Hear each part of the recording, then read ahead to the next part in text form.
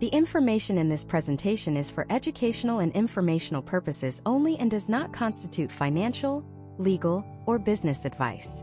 The views and opinions expressed are those of the creator and do not necessarily reflect the official policy or position of any other agency, organization, employer, or company. You add a pair of shoes to your online cart. You look at the price, you hesitate, and you close the tab. An hour later, you're scrolling through your social media feed, and there they are. The exact same shoes staring back at you in an ad. The next morning, an email hits your inbox. Still thinking it over? Here's 10% off. You finally click buy now. Coincidence? Luck? A sign from the universe? Absolutely not. What you just experienced was a tiny, perfectly executed maneuver by one of the most powerful and invisible forces shaping our world, a computing information system. It's the digital nervous system of American business. It's the ghost in the machine of our economy, and it's running everything. From the price of a gallon of gas in rural Texas to the logistics of getting a package from a warehouse in New Jersey to a doorstep in California in under 24 hours. This system is how Netflix knows what you want to watch before you do. It's how JP Morgan Chase models market fluctuations to make billions. It's how Walmart tracks every single item on its shelves, in real time, across more than 4,000 stores in the United States alone. Every 60 seconds, Americans generate over 5 petabytes of new data. That's the equivalent of 13 years of high-definition video every single minute. Most of us see this data as noise, random clicks, purchases, and searches. But to a business, it's gold. And the Computing Information System, or CIS, is the machine that mines, refines, and turns that raw data into unimaginable profit and power. Over the next 10 parts, we are going to pull back the curtain on this system. This isn't a coding tutorial or a boring lecture on database theory. This is the secret playbook for how modern American business actually works. You will understand the 5 critical components that make up every CIS, from the physical hardware that fills entire city blocks to the human element that can make or break it all. You will learn how data is transformed into decisions, how information flows through an organization to create a competitive advantage, and how you, whether you're an entrepreneur, an employee, or just a curious consumer, can understand this force that is radically reshaping our lives. So let's start at the foundation, the part you can actually see and touch, the hardware. When we think of computer hardware, we usually picture the laptop on our desk or the smartphone in our pocket. And yes, those are part of it. They are the endpoints, the terminals where we, the users, interact with the system. But that's like looking at a single faucet and trying to understand the entire city's water supply. The reality of the hardware that powers American business is on a scale that is difficult to comprehend. Think about the last time you were at a Target or a Home Depot. The cashier scans your item. That scanner, the point-of-sale terminal, the credit card reader, that's all hardware. It's an input device, a nerve ending for the company's central brain. It's instantly capturing what was bought, when, where, and for how much. Now multiply that by tens of thousands of checkout lanes, across thousands of stores, processing millions of transactions every single hour. Each transaction is a tiny piece of data, a single pulse sent back to a central server. But let's go deeper. Walk into the back of that store, into the warehouse. You'll see workers with handheld scanners tracking inventory. You'll see RFID gates that automatically log every pallet of merchandise that enters or leaves the building. This hardware isn't just for selling. It's for managing the colossal, complex dance of supply chain logistics. It's what ensures those shelves are never empty. It's how a manager knows with pinpoint accuracy that they have exactly 142 boxes of a specific brand of cereal in stock, and that they need to order more by Tuesday. Now, where do all these signals, all these terabytes of transaction and inventory data actually go? They go to the heart of the system, the data center. Forget the image of a dusty server rack in an office closet. Modern corporate data centers are technological fortresses. We're talking about massive windowless buildings, some spanning over 1 million square feet, the size of a large shopping mall, filled with nothing but rows upon rows of humming, blinking servers. There's a place in Ashburn, Virginia, that the industry calls Data Center Alley. It's estimated that 70% of the world's internet traffic flows through the servers in this one small region. These are the physical cathedrals of the digital age. They consume unfathomable amounts of electricity, enough to power small cities, and require industrial-scale cooling systems just to keep from melting down. Inside, data from every store, every click, every customer interaction is stored, processed, and analyzed. When you hear the term the cloud, this is what it is. It's not some ethereal magical place in the sky. The cloud is just a marketing term for someone else's incredibly powerful, incredibly well-maintained computer hardware located in one of these massive data centers. Companies like Amazon with its AWS, Microsoft with Azure, and Google with its cloud platform have made building and leasing this hardware infrastructure a multi-hundred-billion-dollar industry. It's more efficient for a company like Starbucks or Ford to rent server space from Amazon than to build their own billion-dollar data center from scratch. But why does this physical hardware matter so much? It comes down to one word: speed. In today's economy, speed is everything. The ability to process information faster than your competitor is the ultimate weapon. Take Wall Street, for example. High-frequency trading firms place their servers in data centers physically as close as possible to the New York Stock Exchange's own servers. They spend millions of dollars on dedicated fiber optic lines to shave a few milliseconds, thousandths of a second, off their transaction times. In the time it takes you to blink, their algorithms can execute thousands of trades, earning millions of dollars based on tiny market fluctuations. Their entire business model is built on the raw speed of their hardware. Or consider a more mainstream example: Amazon's recommendation engine. When you look at a product, Amazon's system instantly analyzes your browsing history, your past purchases, and the behavior of millions of other customers who bought that same product. It then crunches all that data and, in a fraction of a second, generates a personalized list of items under the heading "Customers who bought this item also bought." That single feature is responsible for as much as 35% of Amazon's sales. It's a money-printing machine, and it's only possible because of the sheer processing power of their server farms. The speed of the hardware directly translates into billions of dollars in revenue. So this is the bedrock, the skeleton of the entire computing information system. From the scanner in a cashier's hand to the vast, humming server farms of Data Center Alley, the hardware is the physical reality that makes the digital world possible. It's the tangible infrastructure that captures and holds the raw material of the modern economy: data. But all this incredible hardware, these mountains of metal, silicon, and fiber optic cable, are just expensive, power-hungry paperweights without the second, and arguably most important, component. They are a body without a mind, a powerful engine without a driver. They need a set of instructions to tell them what to do with all that data. They need the ghost in the machine, and that ghost is the software. It's the set of commands, the logic, the very soul that gives the silicon its purpose. Software is the invisible architect, drawing blueprints for the hardware to follow. If hardware is the orchestra, the violins, the cellos, the powerful brass and percussion, then software is the conductor, standing silently at the front, waving a baton and transforming a cacophony of potential noise into a breathtaking symphony. It's the difference between a block of marble and Michelangelo's David. The potential is in the marble, but the genius, the execution, the meaning is chiseled in by the artist. In computing, that artist is the software. This world of software is a vast kingdom, but it's ruled by two great powers: system software and application software. First, let's talk about the silent, unsung hero, the system software. This is the bedrock, the foundation upon which everything else is built. You rarely think about it, but you couldn't do a single thing without it. The most important piece of system software is the operating system, or OS. Think of the OS as the federal government of your computer. It's the ultimate manager, the traffic cop, the chief of staff for the entire machine. Whether it's Windows on a Dell, macOS on a MacBook, Linux running a massive corporate server, or iOS on your iPhone, the OS has one critical job: to manage the hardware's resources. It decides which program gets to use the processor and for how long.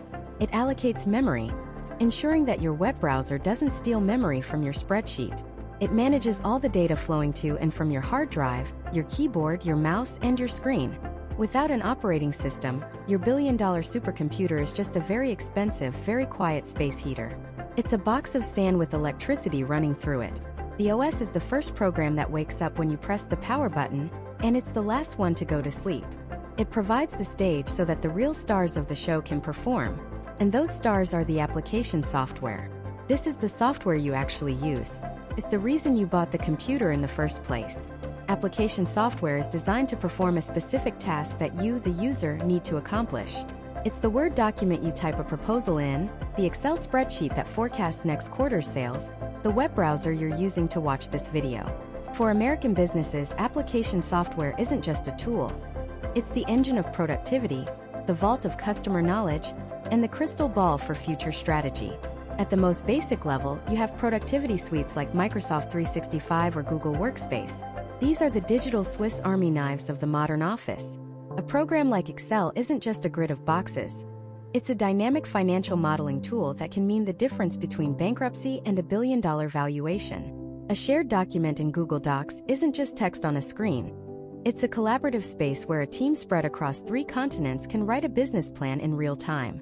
But as businesses grow, their needs become far more complex. That's when they graduate to the heavyweights of the software world, the enterprise systems.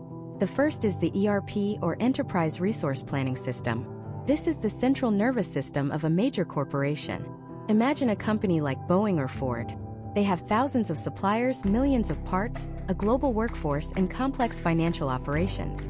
How do they make sure that the department ordering raw aluminum in Ohio knows about the production schedule in Washington, while the finance team in Michigan has the capital to pay for it all? The answer is in ERP. Systems from companies like SAP or Oracle weave every single aspect of the business, manufacturing, supply chain, finance, human resources into one single monolithic interconnected software platform. It's the one source of truth. When a sales order for 1,000 new trucks is placed, the ERP automatically checks inventory, schedules production, orders the necessary parts from suppliers, allocates the labor, and updates the financial projections. It is the ultimate expression of data-driven control, a software god view of an entire enterprise. Then there's the other side of the coin. Not how the business runs on the inside, but how it faces the outside world. For that, you have the CRM, or Customer Relationship Management System. The undisputed king of this realm is Salesforce. A CRM is the company's collective memory. It's a centralized database of every interaction the company has ever had with every single customer. Every phone call, every email, every sales meeting, every support ticket. Why is this so powerful? Because it allows a company to understand its customers on a deeply personal level, at a massive scale. When a customer calls with a problem, the support agent can see their entire purchase history and past issues. When a salesperson meets a potential client, they know exactly what marketing materials that client has already seen. A CRM turns customer interactions from a series of disconnected, forgettable events into a continuous, evolving relationship. In a world where customer loyalty is everything, the CRM is the business's most powerful weapon for building it. And beneath all of this, the OS, the ERP, the CRM is the fundamental magic, the code. Software at its core is just a set of instructions. A recipe. It's text, written by human programmers in languages like Python, Java, or C++, that tells the computer exactly what to do step by step, with blinding speed and perfect precision. A single line of code might tell the processor to add 2 numbers. A million lines of code might tell a self-driving car how to navigate a busy intersection. It's a language of pure logic, where a single misplaced comma can cause a billion-dollar rocket to fail. For decades, the model was simple. You bought this software in a box, installed it on your own hardware, and you were responsible for maintaining it. But the last 15 years have seen a revolution that has completely upended that model, driven by a single concept: the cloud. The cloud is not some mystical, ethereal place. It's simple. The cloud is just someone else's computer. More specifically, it's a network of millions of hyper-powerful computers, housed in massive, air-conditioned, highly secure buildings called data centers, owned by companies like Amazon, Microsoft, and Google. And this has given rise to SaaS, software as a service. Instead of buying a copy of Microsoft Office, you now subscribe to it. Instead of installing a massive Salesforce server in your basement, you access their software through your web browser. This is a seismic shift. It means a 2-person startup in a garage can access the exact same world-class software as a Fortune 500 giant for a low monthly fee. It democratized computing power. Businesses no longer have to be experts in managing complex IT infrastructure. They can focus on what they do best and let the cloud providers handle the rest. So now the picture is getting clearer. We have the hardware, the physical brain and body of the system, capable of incredible calculations.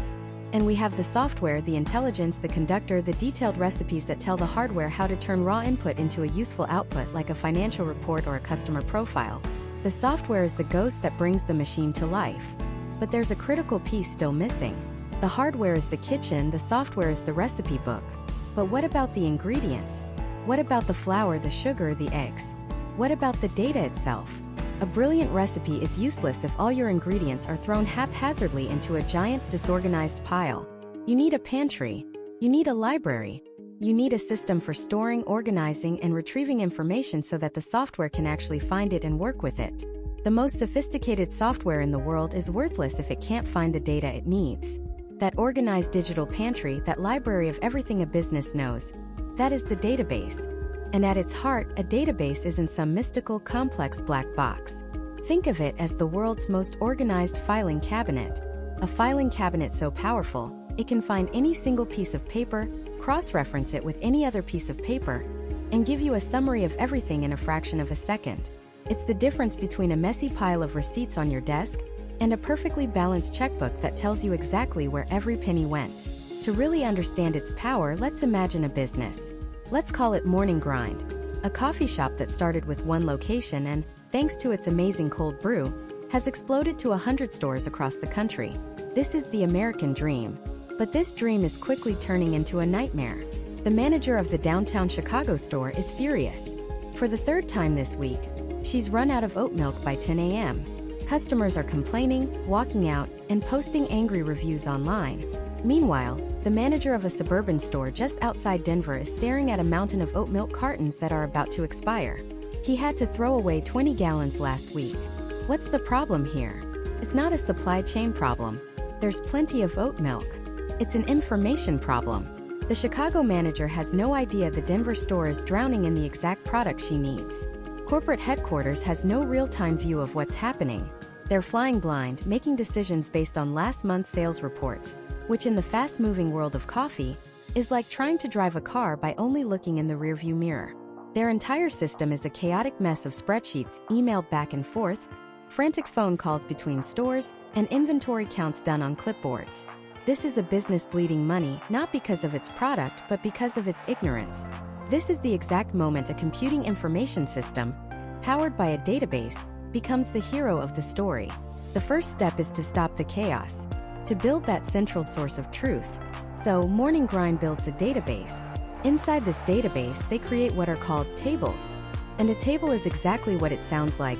It's a lot like a spreadsheet, a grid of rows and columns. They create a table called products. Each row in this table is a unique product they sell. One row for oat milk half gallon, another for espresso beans 1 pound bag. The columns define the properties of that product. A unique product ID number, a product name, the supplier, and the wholesale cost. Simple enough.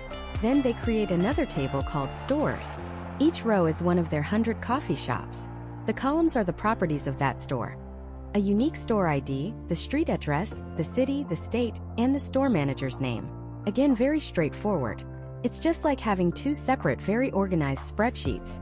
But right now, these two spreadsheets don't talk to each other. They exist in isolation. The products table knows all about oat milk, but it doesn't know how many cartons are in the Chicago store. The stores table knows all about the Chicago store, but it has no idea what products it sells. This is where the magic happens. This is the leap from a simple spreadsheet to a powerful database. They create a third table. Let's call it inventory. This table is the bridge. Each row in this table will represent a specific product at a specific store. But instead of typing out oat milk half gallon and 123 Main Street, Chicago, Illinois over and over again, which would be tedious and prone to typos, they do something brilliant. In the inventory table, they create a column called product ID. And in that column, they don't put the name of the product. They put that unique product ID number from the products table. Then they create another column called store ID. And in it, they put the unique store ID number from the stores table. They add one more crucial column, quantity on hand. Now look what happens. A single row in the inventory table might look like this. Store ID 101, product ID 5504, quantity 12. On its own, that row is meaningless. It's just a string of numbers. But the database knows what those numbers mean. It knows that store ID 101 is the key that unlocks all the information in the stores table for the Chicago location. It knows that product ID 5504 is the key that unlocks the oat milk row in the products table. This is why they're called relational databases. The tables are related to each other through these keys. It's a simple concept with earth-shattering implications. Suddenly, with this structure in place, the chaos at Morning Grind vanishes. It's replaced with clarity. The manager in Chicago doesn't have to guess anymore. She pulls up her terminal, and the system instantly shows her the quantity on hand. For oat milk is down to 12. But it does more than that. The system can be programmed to automatically send an alert to the regional warehouse when the quantity drops below a certain threshold, say 20 units. The order is placed automatically, before she even realizes there's a problem. The executive at corporate headquarters can now see the whole picture. She can ask the database a question. Show me the inventory levels for oat milk across all stores in the Midwest. The database zips through the inventory table, finds every row with the product ID for oat milk, uses the store ID to look up the location in the stores table, and in less than a second, presents a perfectly clean report. She sees that Chicago is always running low, while a store in Milwaukee, just 90 miles away, consistently has a surplus. She can now make an informed decision. Adjust the automatic shipment levels for both stores. No more waste. No more angry customers. This is the engine of modern American business. It's not just for coffee shops. When you log into your bank account and see your balance, you are looking at a number in a quantity column, linked to your account ID, in a massive database. When you book a flight, the airline's database puts your passenger ID next to a seat ID on a specific flight ID, ensuring two people don't end up in the same seat. When you order a book from Amazon, a database is tracking the product ID from the moment you click buy to its location on a shelf in a massive warehouse via its bin ID, all the way to the tracking ID on the box that lands on your doorstep. Every single one of these interactions, billions of them a day, relies on this fundamental principle of tables linked by keys. It's a system of perfect, organized knowledge. It allows businesses to scale from one store to 10,000, to manage an inventory of millions of unique items, and to serve hundreds of millions of customers without descending into absolute anarchy.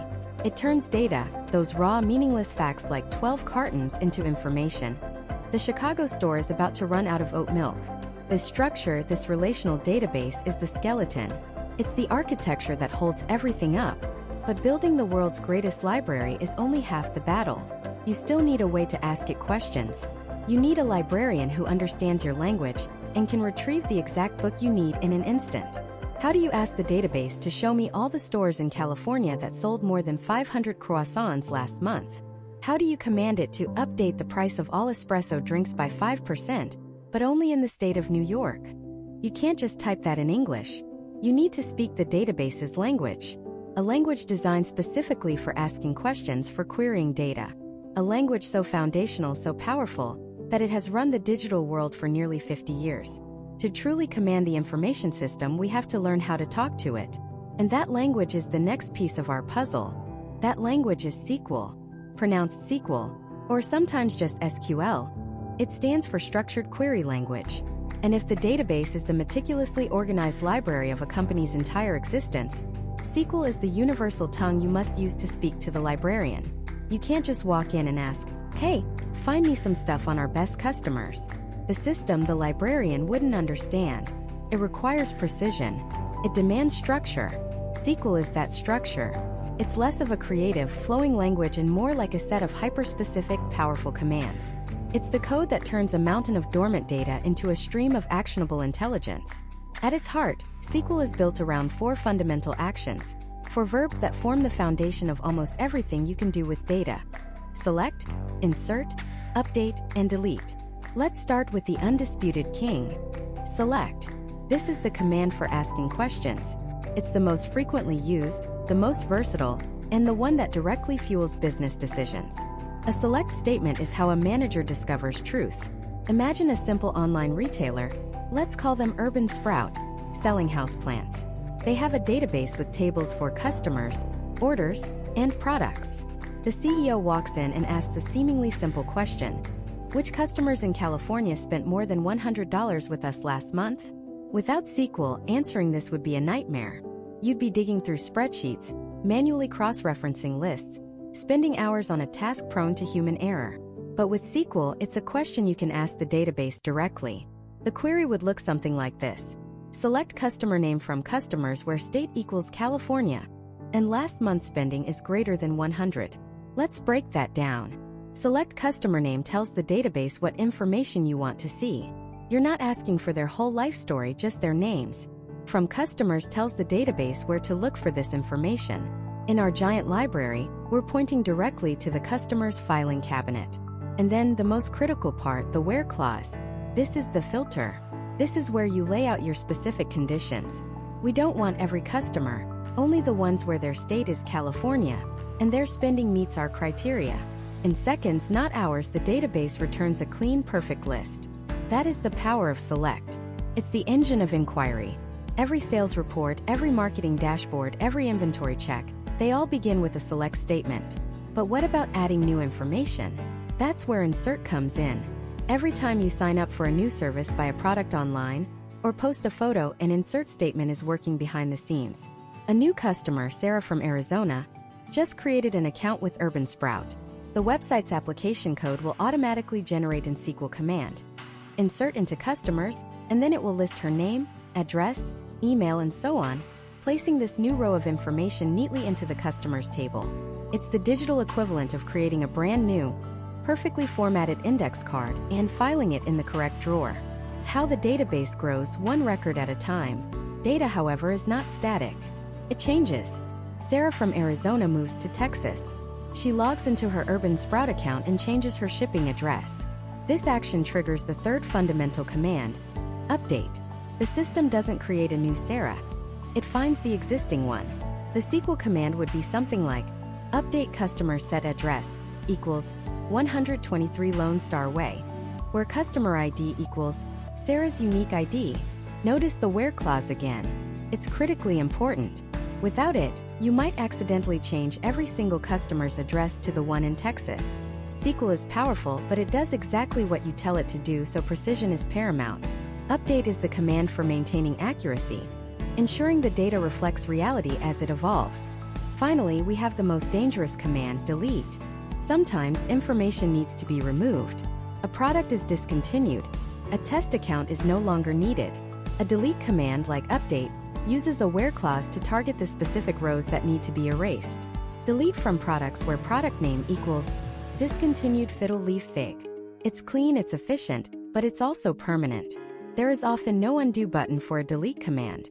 It's the tool for pruning the database, for removing the irrelevant, but it must be wielded with extreme caution. These 4 commands are the building blocks. But the true genius of SQL, and the reason it has powered businesses for decades, lies in its ability to connect different pieces of information. This is done through an operation called a join. Remember our tables, customers, orders, and products. They're useful on their own, but the real money is in the relationships between them. A customer places an order, and an order contains products. These are all stored separately, but they're all linked. Let's say the CEO is back with a tougher question. Show me the names of every customer in New York who has ever bought a Monstera deliciosa plant. Now we need information from 2 different tables. We need the customer's name and location from the customers table, and we need the product information from the orders table. A join clause in our SQL query allows us to temporarily stitch these tables together based on their shared link, the customer ID. The query effectively says, select the customer's name, but to do so, first join the customers table and the orders table together where the customer ID matches in both, and then filter that combined megatable to only show me the records where the state is New York, and the product name is Monstera deliciosa. This is where the magic happens.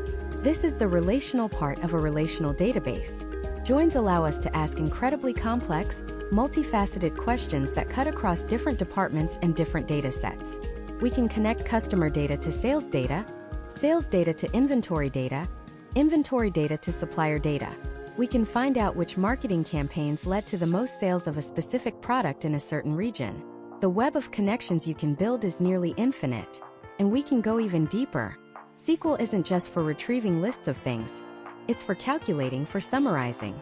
Using aggregate functions, we can ask the database to perform computations for us. Instead of asking for a list of all sales, we can ask for the sum of sales, or the average order value. We can ask it to count how many customers are in each state. A query like select state, count customer ID, from customers group by state, will instantly give you a breakdown of your customer base by location. This is the moment data transforms into business intelligence. We're no longer just looking at records. We're discovering patterns, trends, and totals. We're getting the 30,000-foot view. This language, born in the 1970s at IBM, has survived and thrived for one simple reason. It works, and it works beautifully. It is a declarative language, which means you just have to declare what you want, not the step-by-step process of how to get it. You tell SQL the destination, and the database management system, the powerful engine under the hood, figures out the most efficient route to get the answer. It is the universal standard, the lingua franca of data. Whether you're a startup using a free open-source database or a Fortune 500 company running a massive data warehouse, the language you use to speak to your data is, almost certainly, SQL. So now we have the pieces. We have the physical hardware storing the bits and bytes. We have the database, a structured system for organizing those bytes into tables. And now we have the language SQL to ask that database incredibly detailed and powerful questions. But there's a missing link. Your average marketing manager or sales executive doesn't know how to write SQL. They can't just open a command line and start typing queries. How do we take the raw power of the database and package it into a form that a normal human can actually use?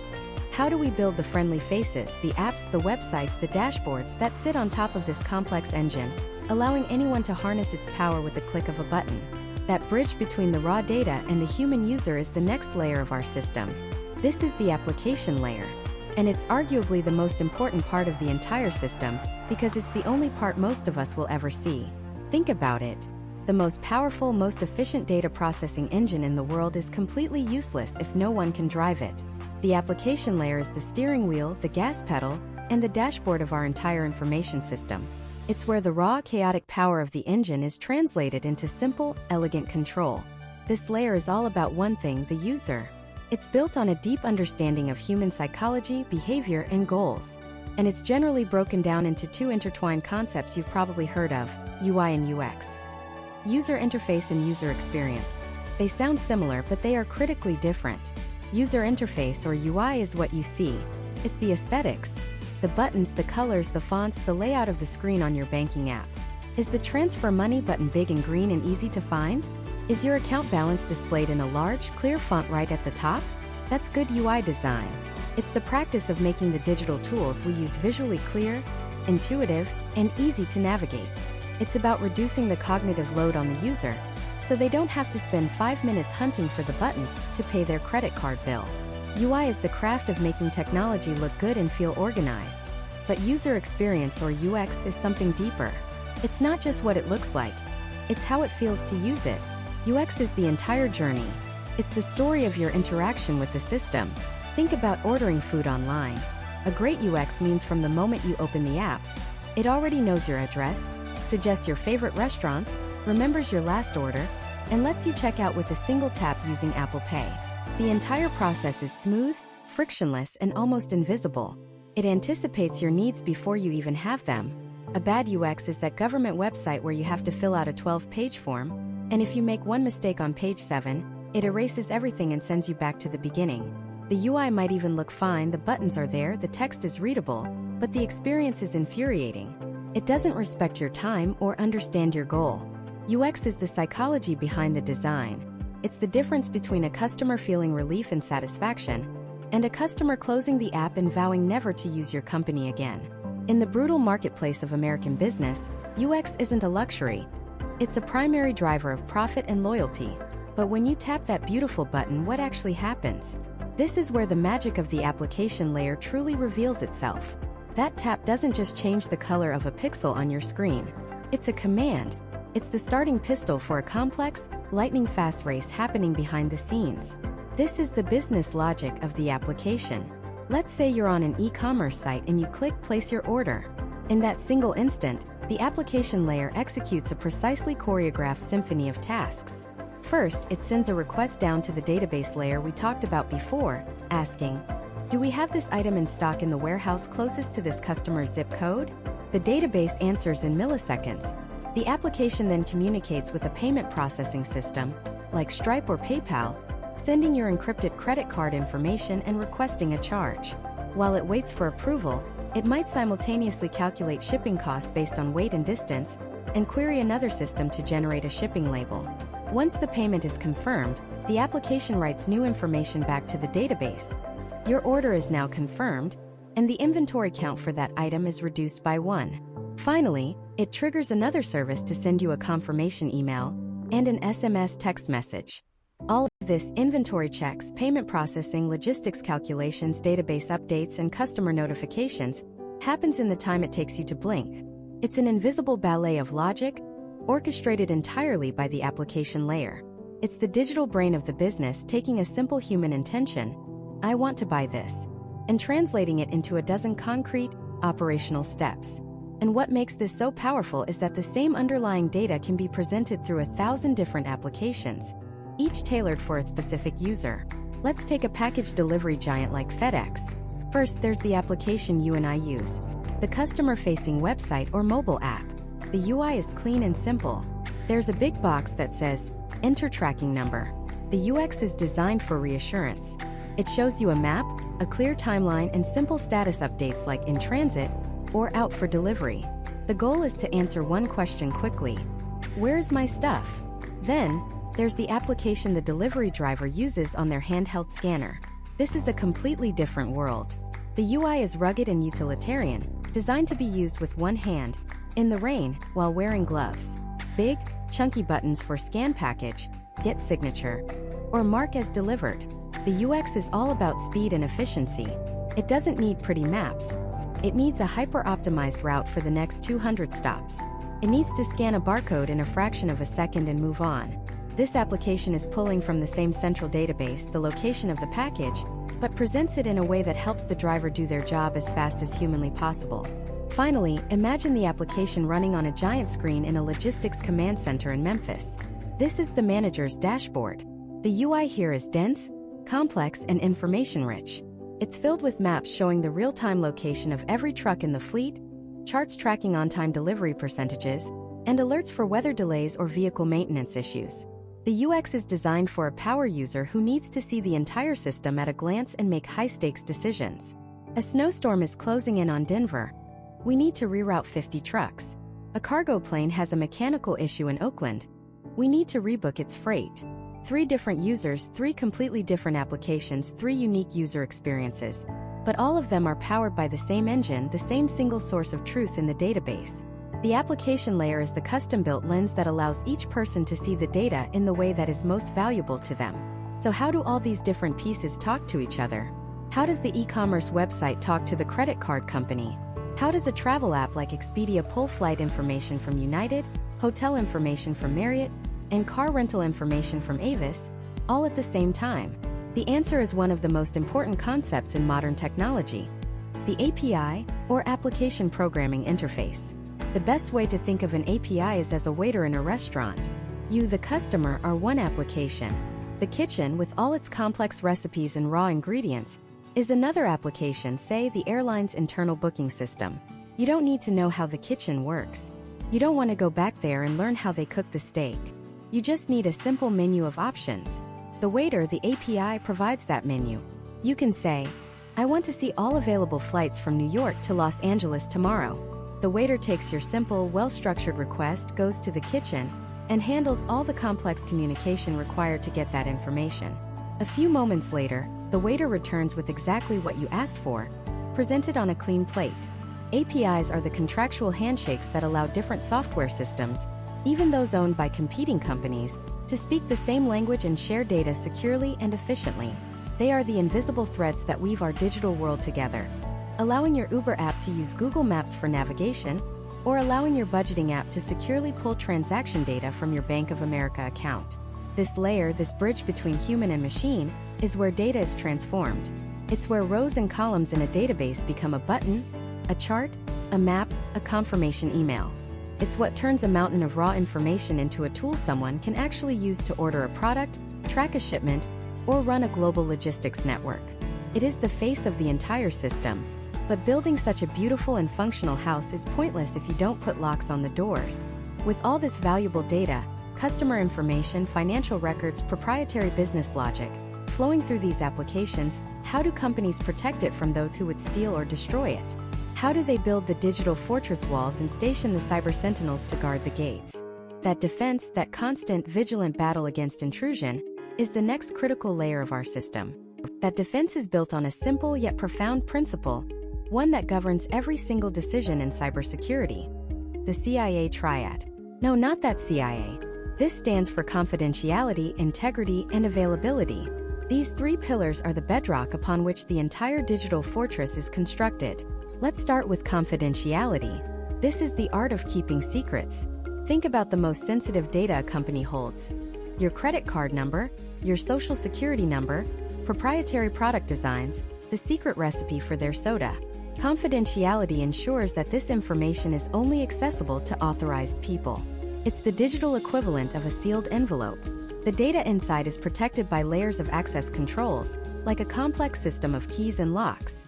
Only someone with the right key, the right username, the right password, the right security clearance can open the envelope. The primary weapon for ensuring confidentiality is encryption. This is the process of scrambling data into an unreadable code. Even if a thief manages to snatch the digital envelope, all they'll find inside is gibberish. Without the decryption key, that stolen data is completely, utterly useless. It's a lock so complex that it would take the world's most powerful supercomputers thousands of years to break. Next comes integrity. This is about trust. Integrity ensures that the data is accurate and hasn't been tampered with. Imagine logging into your bank account and seeing your balance is $10 instead of $10,000. Or a hospital system where a patient's blood type is maliciously changed from A positive to O negative. The consequences would be catastrophic. Integrity is the digital wax seal on that envelope. It doesn't just keep the contents secret. It proves that the contents haven't been altered since they were sealed. Systems use techniques like checksums and digital signatures to verify integrity. It's a mathematical fingerprint of the data. Every time the data is accessed, the system recalculates the fingerprint. If it doesn't match the original, alarms blare across the network. The seal has been broken. The data has been compromised. Finally, we have availability. This is the promise that the system will be there when you need it. What good is perfectly confidential and trustworthy data if you can't access it? Availability is the power grid of the digital world. If it goes down, everything stops. A customer can't place an order on the website. A doctor can't pull up a patient's medical history in the emergency room. A factory floor grinds to a halt because it can't receive production schedules. The enemies of availability are things like denial of service attacks, where attackers flood a system with so much traffic that it collapses under the strain, like a phone line being jammed by millions of simultaneous calls. To ensure availability, companies build redundancy. They don't just have one server. They have multiple servers in different geographic locations. If one is knocked offline by a power outage, a flood, or an attack, traffic is automatically rerouted to another. It's like having a backup generator for your most critical systems, ensuring the lights always stay on. Confidentiality, integrity, availability. Every security measure, every firewall rule, every line of code is designed to uphold one or more of these principles. But knowing the principles is one thing. Implementing them against a relentless, ever-evolving enemy is another. This is the strategy of defense in depth. You don't just build one wall around your castle. You build many. The first line of defense is the perimeter, the outer wall. This is the domain of firewalls and intrusion prevention systems. A firewall is the gatekeeper of the network. It inspects every single piece of data trying to enter or leave, like a meticulous security guard checking IDs at the main gate. It operates on a strict set of rules. Only allow traffic from trusted sources, or block any communication trying to use this known to be dangerous pathway. It's the first blunt instrument of defense, turning away the vast majority of automated attacks and scans that constantly probe the network for weaknesses. But what if a clever attacker finds a way past the main gate? Maybe they disguise themselves as a legitimate visitor. This is where the next layer comes in: network security. The inside of the corporate network isn't one big open field. It's segmented into smaller, walled-off zones. The finance department's network is separate from the marketing department's. The critical research and development servers are on an isolated island, with only a handful of drawbridges to get there. So, if an attacker breaches the marketing network, they can't just wander over and steal financial records. They've only breached one small courtyard, and now they're faced with more walls, more gates, and more guards. This leads us to the most granular layer of defense: endpoint security. An endpoint is any device connected to the network: your laptop, a server in the data center, an employee's smartphone. Each of these is a potential entry point. Endpoint security is like putting a dedicated bodyguard on every single person and device inside the castle. This involves advanced antivirus and anti-malware software that doesn't just look for known threats. but analyzes behavior. Is this laptop suddenly trying to encrypt all its own files? Is this server trying to contact a suspicious address in another country? This software is the vigilant sentinel, watching for any sign of betrayal or compromise from within. All of these defenses, the perimeter, the network, the endpoints, are monitored 24 hours a day, 7 days a week by the human element, the Security Operations Center or SOC. The SOC is the command center, the watchtower overlooking the entire digital kingdom. Here, teams of highly skilled analysts stare at screens filled with data streaming in from every corner of the network. They are the threat hunters. They're not just waiting for an alarm to go off. They're actively looking for the subtle clues an attacker might leave behind. They're looking for the single stray footprint in the snow, the faint whisper of a door being opened that shouldn't be. When an alarm does sound, a firewall block, a piece of malware detected on a laptop, a server behaving erratically, the SOC analysts spring into action. They are the digital first responders. Their job is to instantly assess the situation. Is this a false alarm? Is it a minor threat? Or is it the beginning of a major breach? They follow precise playbooks to isolate the compromised device from the network, preventing the attack from spreading, just like firefighters sealing off a burning room to stop the blaze from consuming the entire building. They perform digital forensics, painstakingly piecing together what the attacker did, what they accessed, and how they got in, all to ensure the vulnerability is patched and the attacker is kicked out for good.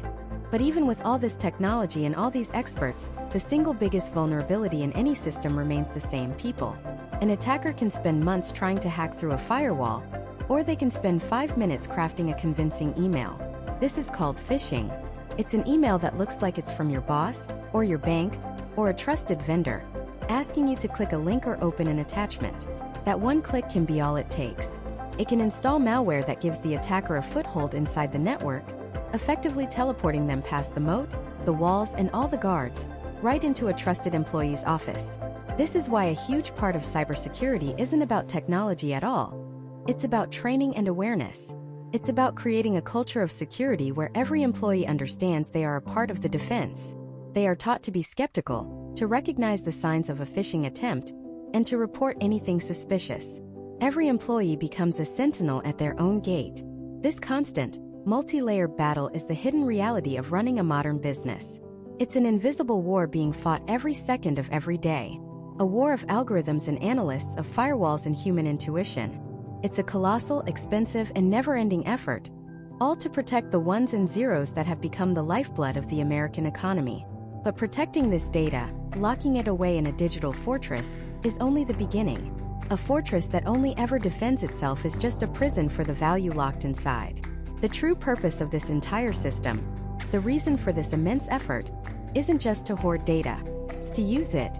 How do you transform this vast, guarded ocean of information from a liability to be protected into an asset that can drive decisions, predict the future, and crush the competition? How do you turn raw data into strategic wisdom? That transformation is the very heart of the machine. It's a process of digital alchemy, a modern-day philosopher's stone that turns the lead of raw, chaotic data into the gold of strategic advantage. This transformation doesn't happen by magic. It happens in a multi-stage, high-speed, industrial-scale factory of logic built inside the computing information system. Think of it like the world's most sophisticated kitchen. The raw data, every sale, every click, every shipment log, are the raw ingredients arriving at the loading dock. A chaotic jumble of crates from 1,000 different suppliers. Some are fresh, some are bruised, some are mislabeled. You can't just dump all that into a pot and hope for a Michelin star meal. You'd get a mess. The first and arguably most important stage in this factory is the prep station. In the world of data, this is a process called ETL: extract, transform, and load. First, you extract. The system reaches out with its digital tentacles to every single source of data we've talked about. It pulls the transaction records from the point-of-sale system in Omaha, the customer service chat logs from the Philippines, the GPS pings from the delivery truck in Atlanta, and the likes on a marketing post from a server in California. It all gets pulled onto the conveyor belt. But it's a mess. The date format from one system is month, day, year. Another is day, month, year. A customer state is listed as CA in one database, California in another, and California in a third. One sales record is in dollars. Another is in euros from an international purchase. This is digital noise. Trying to make a decision from this is like trying to read a book where every other word is in a different language. This is where the transformation happens. This is the T in ETL, and it's where the real work begins. Automated scripts, like an army of tireless sous chefs, begin to wash, peel, and chop. They standardize everything. All state names are converted to the same two-letter abbreviation. All dates are conformed to a single format. All currencies are converted to a baseline like the US dollar. They look for missing information. If a customer's zip code is missing but their street address and city are there, the system can automatically look it up and fill it in. It flags and quarantines obvious errors, like a customer's age being listed as 200. This is the great cleanup. It's tedious, unglamorous, and absolutely non-negotiable. Without this step, everything that follows is built on a foundation of sand. Finally, you load. Once the data is cleaned, standardized, and prepped, it's loaded into a special colossal repository. This isn't just any database. This is the heart of the analytical engine, the data warehouse.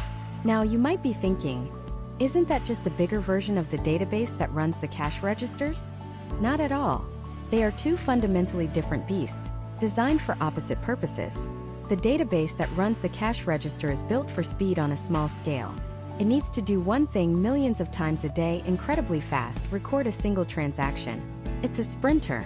The data warehouse is a marathon runner. It's not designed to handle one transaction at a time. It's designed to answer massive, complex questions that span years of history and millions of customers. You don't ask the cash register, "Show me the sales trend of every brand of soda across all stores in the Midwest during the third quarter of every year for the past decade," and cross-reference it with regional temperature data. The cash register would simply melt. But that is exactly the kind of question a data warehouse is built to answer. It's where all the company's cleaned, historical data lives, structured not for transactions, but for analysis. It's the meticulously organized, climate-controlled pantry of our digital kitchen. With our ingredients prepped and our pantry stocked, we can finally start cooking. We can start asking questions. This is the domain of business intelligence, or BI. Business intelligence is about looking in the rearview mirror and at the dashboard. It answers the questions, what happened? And what is happening right now? Executives and managers use BI tools, software like Tableau or Microsoft Power BI, to connect to the data warehouse and visualize the information. They're not looking at endless spreadsheets of raw numbers. They're looking at interactive maps, trend lines, and pie charts. A regional sales manager can see a map of their territory, with stores in green performing above expectations and stores in red performing below. They can click on a red store and instantly drill down to see which product categories are struggling on which days of the week, and even during which hours of the day. This isn't a gut feeling anymore. It's not an anecdote from a single store manager. It's a crystal clear picture of reality, painted with data. This is how raw data becomes structured information. But seeing what happened is only half the battle. The true power, the competitive edge that defines modern American business, comes from looking through the windshield to see what's coming next. This is the leap from business intelligence to advanced analytics and machine learning. If BI tells you that you're losing customers, machine learning can tell you which specific customers are most likely to leave in the next 30 days.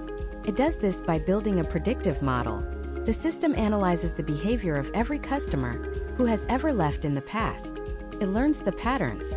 Maybe it finds that customers who haven't made a purchase in 60 days, who have stopped opening marketing emails, and who have visited the cancel subscription page on the website, even if they didn't cancel, have a 95% probability of churning. The system then scans the entire current customer base in real time, looking for others who match that behavioral fingerprint. It's like a digital smoke detector, identifying the risk of a fire long before you see the flames. This is the power behind Amazon's customers who bought this also bought, or Netflix's recommendation engine. They are predictive models that have learned your patterns and are making an educated guess about your future behavior. But the ultimate goal is to go one step further, from prediction to prescription. Prescriptive analytics doesn't just tell you a problem is coming. It recommends the optimal solution. It won't just tell you that 5,000 customers are at high risk of churning. It will analyze those 5,000 customers and recommend a specific, automated course of action for each one. For one group, it might prescribe sending a 20% off coupon. For another group that has a history of responding to new product announcements, it might recommend sending a sneak peek of an upcoming item. For a third group, it might determine they are unprofitable and recommend doing nothing at all, saving the company's resources. Let's put it all together. A retail giant like Target takes in a tsunami of data every second. A woman in Phoenix buys a specific brand of lotion. That's a data point. The system extracts it. It's transformed, cleaned, and loaded into their data warehouse, joining trillions of other transactions. Using business intelligence, an analyst notices that sales of this lotion are unusually high in the Phoenix area. That's information. A predictive model gets to work. It scours petabytes of other data, demographics, loyalty card history, even public data like birth registries. The model discovers a powerful pattern. Women who buy this specific unscented lotion, along with a few other items like cotton balls and supplements, have an extremely high probability of being in their second trimester of pregnancy. That's insight. Now for the prescription. The system doesn't just flag this for a manager. It takes action. It automatically triggers a targeted marketing campaign. A few weeks later, that same woman in Phoenix starts receiving perfectly timed, subtle coupons in the mail for things like diapers, baby formula, and nursery furniture. The system predicted a future need and prescribed a specific marketing action to capture that future business, potentially creating a loyal customer for years to come. From a single meaningless transaction to a multi-year, automated, and highly profitable marketing strategy. That is the journey. That is the transformation at the heart of the machine. This entire intricate system, this factory of wisdom, is the company's crown jewel. It holds its most valuable secrets, its most powerful strategies, and the private data of its millions of customers. It is an engine of immense power and a source of incredible wealth. And for that very reason, it is also a massive glowing target. How do you defend this digital fortress from an ever-present army of attackers who want to tear it all down? The defense of this digital fortress isn't a simple case of building higher walls or a deeper moat. The modern attacker isn't always a barbarian army laying siege with battering rams. More often they are a whisper in the dark, a forged letter, a ghost slipping through an unguarded postern gate. The threats come from every direction, all at once, in a relentless 24/7 assault on the system that powers our economy. Let's break down this shadow war. The threats fall into three brutal categories. First, you have the classic external attackers. These are the hacker syndicates, the state-sponsored cyber warfare units, the digital pirates looking for treasure. Their weapon of choice today is often ransomware. It's digital kidnapping. They don't just steal your data. They lock it up, encrypting every file, every database, every critical piece of information your business needs to function. Then comes the ransom note, demanding millions in cryptocurrency to get the key. Think of the Colonial Pipeline attack in 2021. This wasn't a hit on a bank or a tech company. It was an attack on the physical lifeblood of the East Coast, the pipeline carrying nearly half its fuel. Gas stations ran dry. Prices skyrocketed. Panic set in. And how did this massive, sophisticated syndicate of attackers breach the defenses of a piece of critical national infrastructure? Did they use a zero-day exploit developed in a secret lab? No. They used a single compromised password, found on the dark web, for an old account that wasn't even in use anymore but still had access. That one forgotten key was enough to bring an entire region to its knees. That is the terrifying fragility of the modern digital fortress. One weak link, one moment of carelessness, and the entire structure can be compromised. The second category of threat is even more insidious. The internal threat.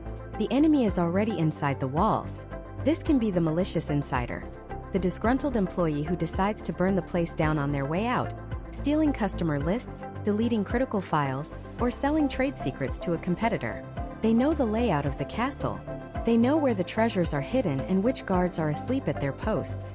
But far more common, and in many ways more dangerous, is the unintentional insider threat. This is the loyal, hardworking employee who just makes a mistake. They click on a link in a convincing-looking email. They accidentally share a sensitive file with the wrong person. They use a simple, easy-to-guess password like password 123 for a critical system. They aren't trying to cause harm, but the result is the same. The drawbridge is lowered, and the enemy simply walks in. It's the digital equivalent of leaving the keys to the kingdom under the doormat. And that leads us to the third, and perhaps most clever category of attack: social engineering. This is the art of hacking the human mind, not the computer. Why spend months trying to break through a complex firewall when you can just trick someone into giving you the password? The most common form is phishing. You've seen them. Emails pretending to be from your bank, from Netflix, from the IRS. all designed to create a sense of urgency or fear to make you click a malicious link and enter your credentials. A more targeted version is called spear phishing, where the attacker does their homework. They'll research an executive on LinkedIn, learn their colleagues' names, and craft a personalized email that looks incredibly legitimate. Imagine a finance clerk at a large company. They receive an email that appears to be from their CEO.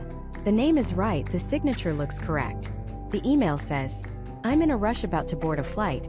I need you to wire $50,000 to this account immediately to close a top-secret deal. Do not talk to anyone about this." Discretion is key. The clerk, wanting to be helpful and responsive to their boss, and under pressure from the manufactured urgency, makes the transfer. By the time anyone realizes what happened, the money is gone, routed through a dozen offshore accounts. The attacker didn't crack a single line of code. They exploited human trust, authority, and our natural instinct to be helpful. They built a Trojan horse out of an email and wheeled it right through the front gate. So, against this multi-front war of technical exploits, human error, and psychological manipulation, how does a company even begin to defend itself? The answer is a strategy called defense in depth. You don't rely on one single massive wall. You build layers. You assume that at some point one layer will fail, so another must be ready to stop the attacker. The first layer is the perimeter, the moat, and the outer walls. These are your firewalls, your intrusion prevention systems, constantly scanning traffic coming into the network for known threats, like guards checking every cart that comes through the gate. But we know attackers can get past the perimeter. So, the next layer is network segmentation. You don't let everyone have access to the entire castle. The data from the finance department is kept in a separate, fortified part of the network from the marketing department. If an attacker breaches the marketing network, they hit another internal wall before they can get to the company's financial crown jewels. Then you have the guards themselves, access control. This operates on a critical concept called the principle of least privilege. It means every single employee only has access to the absolute minimum amount of data and systems they need to do their job, and nothing more. A marketing analyst doesn't need access to payroll records. A sales representative doesn't need to be able to change the core code of the company's software. By limiting access, you drastically shrink the potential damage a compromised account can cause. This is reinforced by multi-factor authentication, or MFA. Password is no longer enough. To log in, you need your password and a code from your phone or a fingerprint. It's the modern equivalent of a secret knock and a special handshake. But what if the attacker gets past all of that? What if they manage to grab the data? That's where the next layer comes in, encryption. The data itself is put in a locked box. Even if a thief manages to steal the company's most sensitive files, all they have is a string of useless, scrambled gibberish. Without the unique cryptographic key, the data is unreadable and worthless. It's the difference between stealing a treasure map and stealing a locked chest containing the map, with no possible way to open it. Finally, you have the watchtowers and the citywide alarm.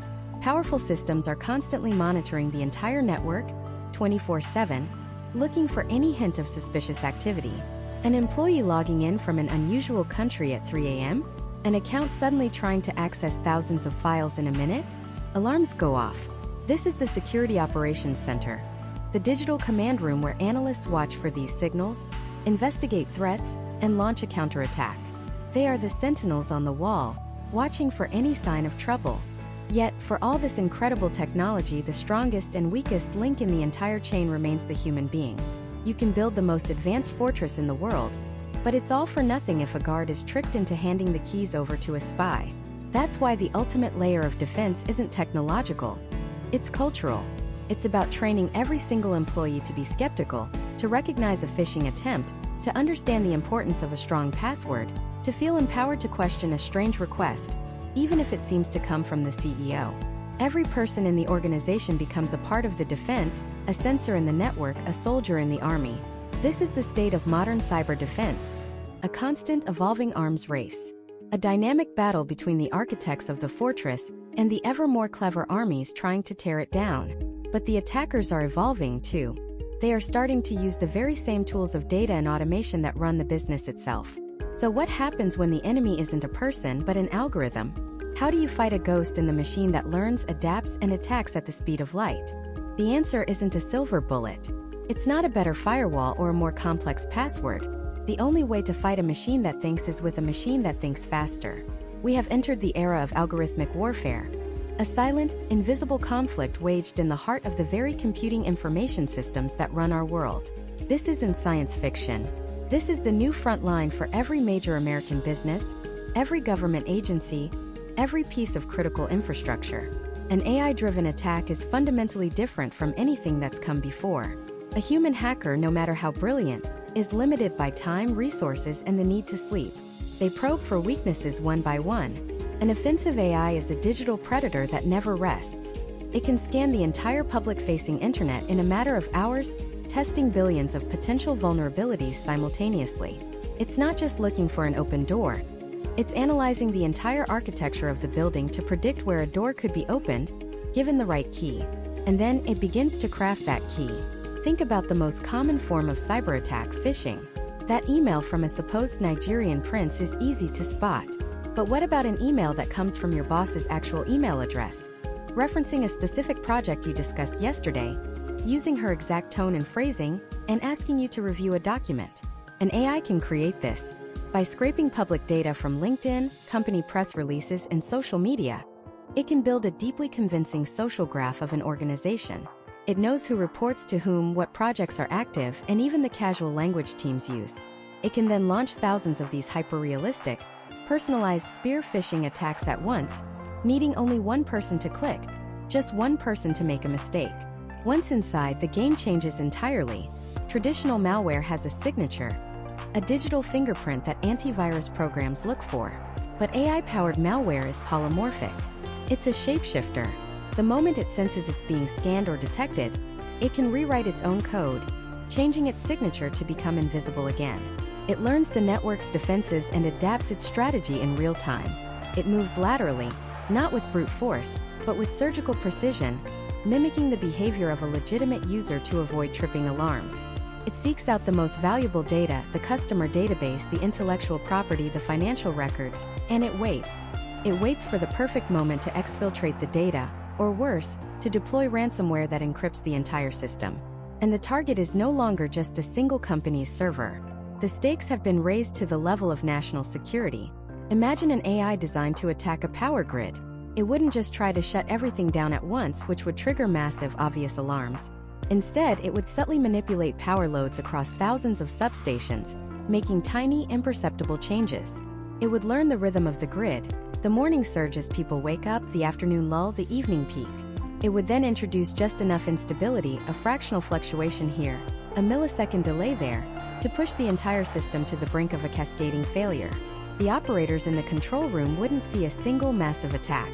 They would see 1,000 small, inexplicable anomalies that look like routine equipment malfunctions, right up until the moment the lights go out across an entire state. This is the threat. It's intelligent, it's adaptive, and it operates at a speed and scale that is simply beyond human comprehension. So how do you fight back? You turn the ghost in the machine against itself. You build a defender that is just as smart, just as fast, and just as relentless.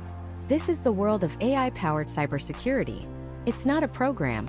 It's a digital immune system for a corporate network. This defensive AI spends its first weeks and months just learning. It does nothing but watch and baseline.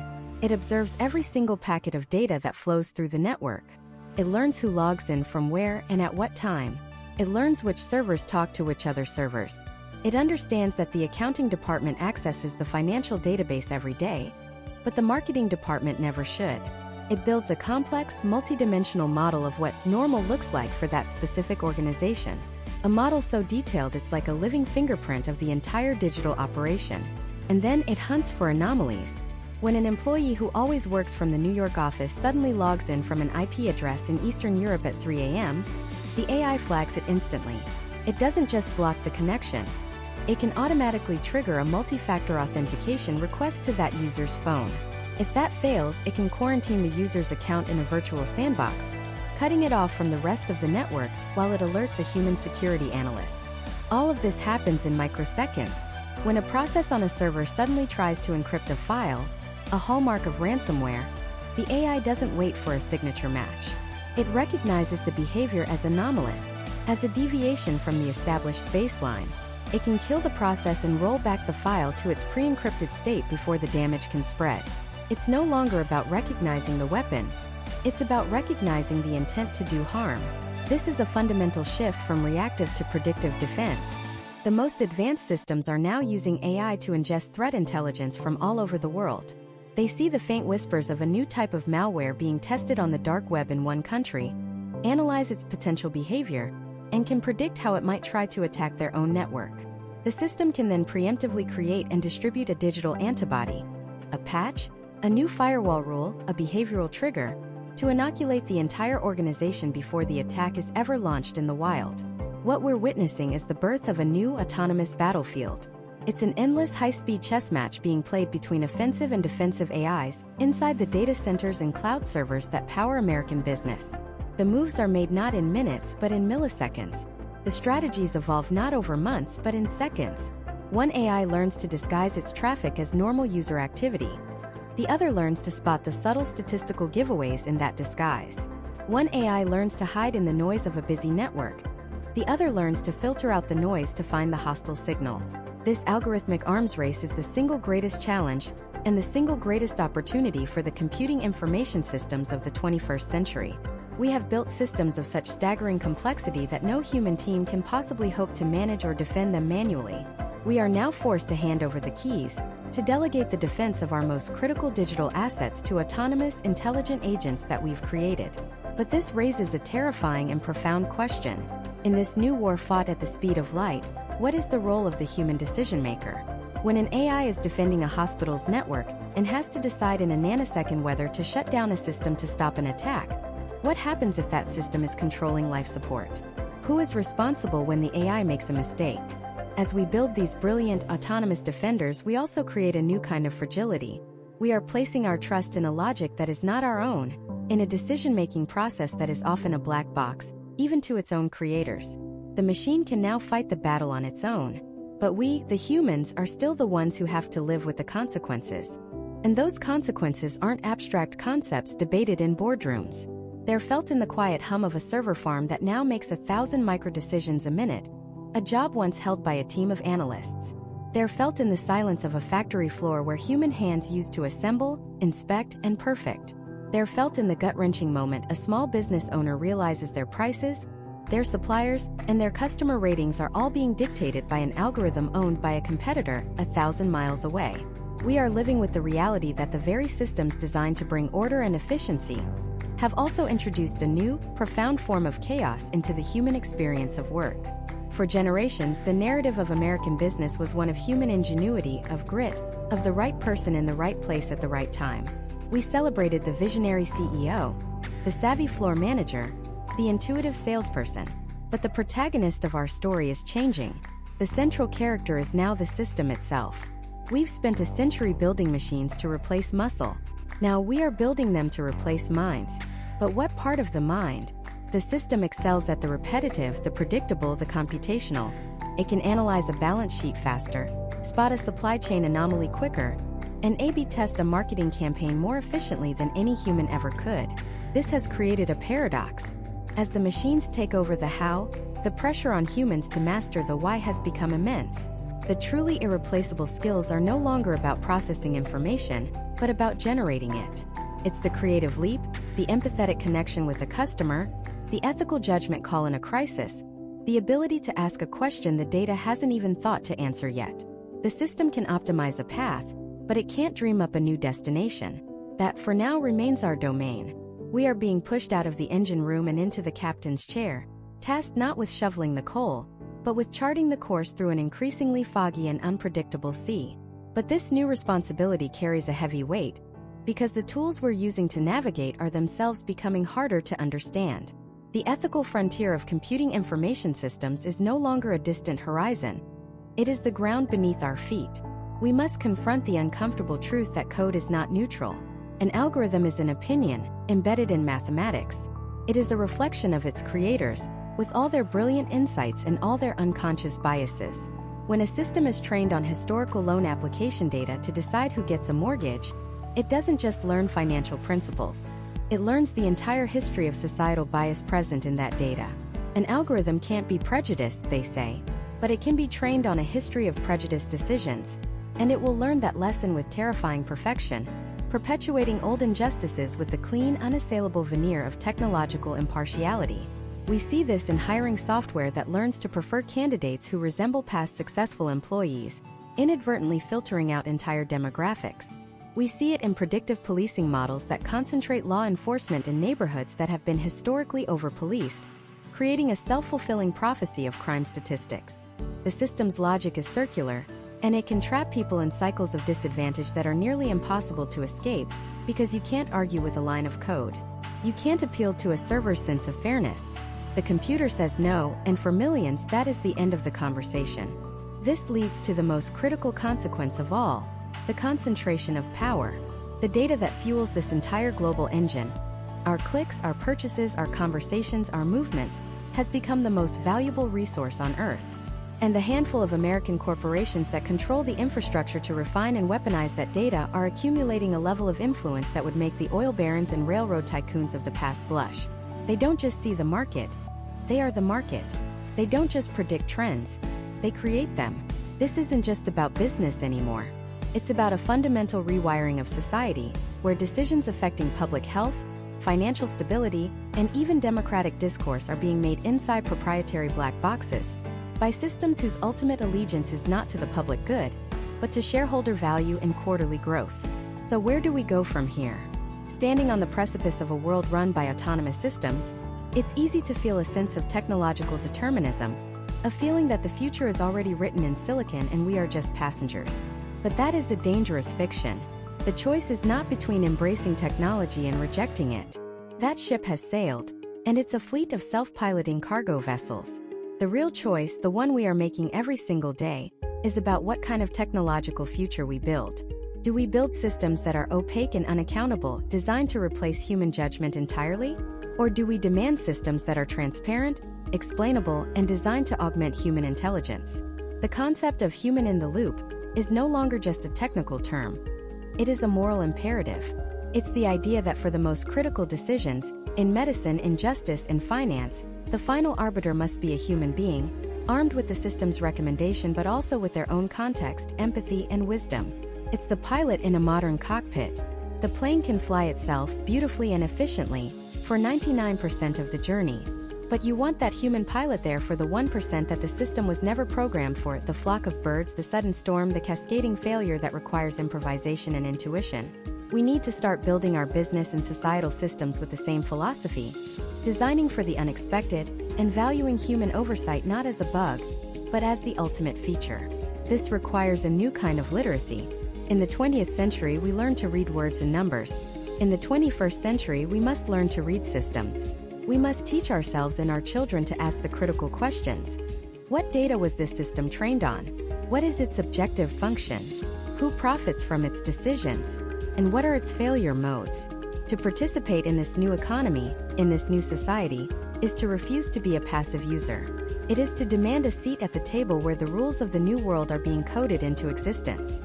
From the first punched card to the global neural network, the story of computing information systems in American business has been a relentless quest for a single goal: to make the invisible visible, to turn the chaotic, messy reality of the world into clean, structured data that could be analyzed, optimized, and controlled. We have succeeded beyond our wildest dreams.